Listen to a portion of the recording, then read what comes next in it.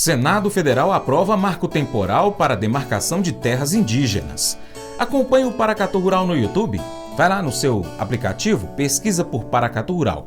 Inscreva-se no canal, marque o sininho, compartilhe os vídeos com os amigos e convide-os para poder inscrever-se também em nosso canal para a gente atingir 100 mil inscritos. A gente conta com você. Notícias do Senado. O Senado Federal aprovou o projeto PL 2903/2023, que trata do marco temporal para a demarcação de terras indígenas. O presidente do Senado, Rodrigo Pacheco, afastou a hipótese de revanchismo em relação à decisão do Supremo Tribunal Federal, STF, que formou maioria para considerar a tese inconstitucional. O coordenador da Articulação dos Povos Indígenas do Brasil, Kleber Caripuna, disse que a entidade poderá ingressar com ação direta de inconstitucionalidade no STF.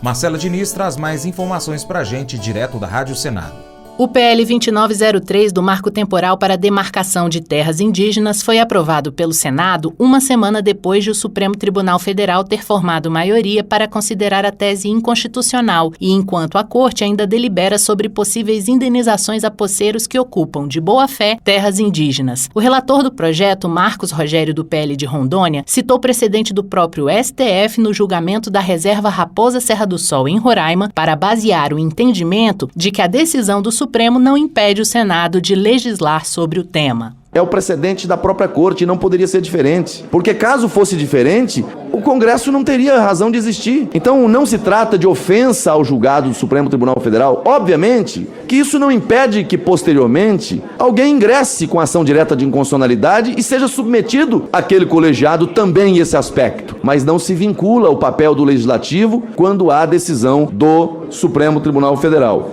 O coordenador da Articulação dos Povos Indígenas do Brasil, Kleber Caripuna, lamentou que as 49 emendas apresentadas ao projeto tenham sido rejeitadas e que o texto tenha seguido para o plenário do Senado em regime de urgência. Para ele, faltou diálogo com os povos indígenas e a APIB cogita tanto ingressar com ação direta de inconstitucionalidade no Supremo, quanto pedir vetos ao presidente Lula. Todas as propostas de emendas apresentadas foram totalmente rejeitadas. Isso demonstra a não disposição para o diálogo, para o debate, de resolver o problema que é crônico para todos, para os povos indígenas, para os pequenos produtores rurais. Isso para a gente é um resultado muito ruim, porque a gente sabe onde isso vai acabar lá no final. Temos ainda a possibilidade aí de veto do presidente Lula em algumas questões, estamos também trabalhando com essa possibilidade. Em último caso, no âmbito do próprio judiciário, tomar as providências que forem necessárias. 2 votos em separado contra o marco temporal, um do senador Fabiano Contarato do PT do Espírito Santo e outro do senador Alessandro Vieira do MDB de Sergipe, foram derrotados durante o debate na Comissão de Constituição e Justiça, que também derrubou a tentativa da bancada do PT de aprovar a emenda da senadora Augusta Brito do Ceará, que definia que qualquer contato com indígenas isolados fosse limitado a agentes estatais e intermediado pela FUNAI para minimizar o perigo de contágio por doenças e evitar contatos de caráter integracionista ou religioso. Para o senador Hamilton Mourão, do Republicanos do Rio Grande do Sul, o acesso a indígenas isolados já é limitado por questão geográfica. Porque eu estou ouvindo essa questão de índio isolado há horas. E tem gente que desconhece onde é que vai ter índio isolado no Brasil. É lá nos confins da Amazônia. Como é que se chega nos confins da Amazônia? Nós estamos tendo uma discussão bizantina sobre esse assunto.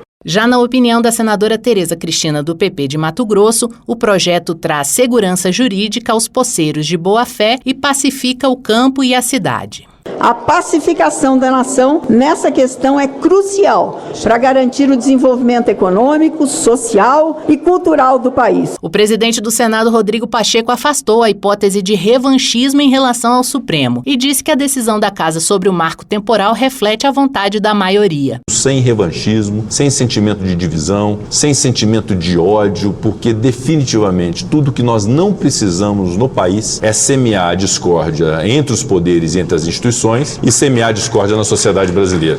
A tese do marco temporal condiciona a demarcação de terras indígenas à comprovação de ocupação no dia 5 de outubro de 1988, data da promulgação da Constituição Federal, o que, na prática, dificulta novas demarcações. O projeto aprovado pelo Senado segue para a sanção do presidente Lula. Da Rádio Senado, Marcela Diniz.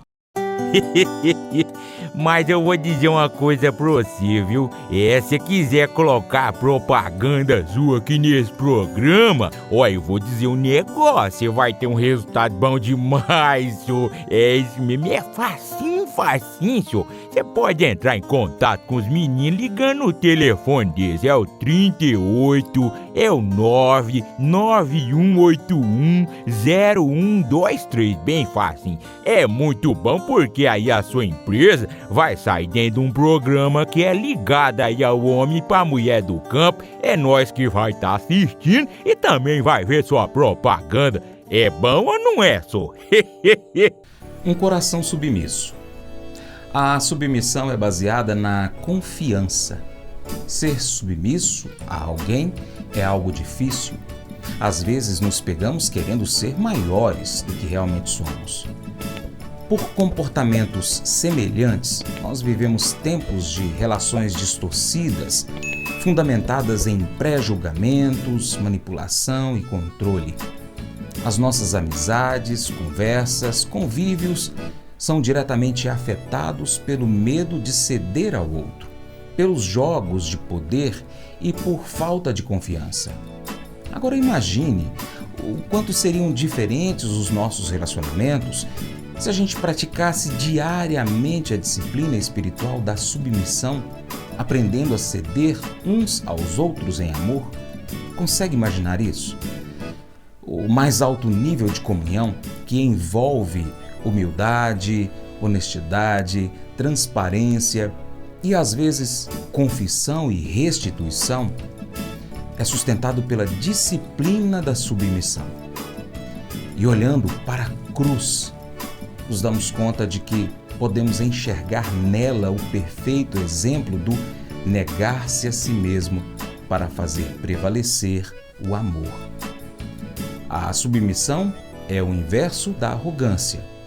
Ela constrói pontes e derruba muros, aproxima e gera raízes firmes o suficiente para sustentar nossas relações diárias. Na Bíblia, no Salmo 130, Davi clama a Deus. Ele afirma que o seu coração não é soberbo. Aliás, ele diz justamente o contrário, reconhecendo que existem coisas que são grandiosas demais para ele. E para nós também, por sinal. Mas o nosso orgulho e incapacidade de nos submeter à vontade de Deus cria impedimentos na nossa caminhada espiritual. Jesus foi submisso ao Pai e seguiu até a cruz para morrer. Que exemplo maior nós precisamos ainda para poder entender a necessidade de termos corações entregues e rendidos nas mãos de Deus? A submissão é difícil? Sim, e muito. Mas o exercício diário do cristão é ser parecido com Cristo, submisso tal qual ele foi. Esse devocional faz parte do plano de estudos Um Novo Coração, do aplicativo biblia.com. Até o próximo encontro. Deus te abençoe. Tchau, tchau.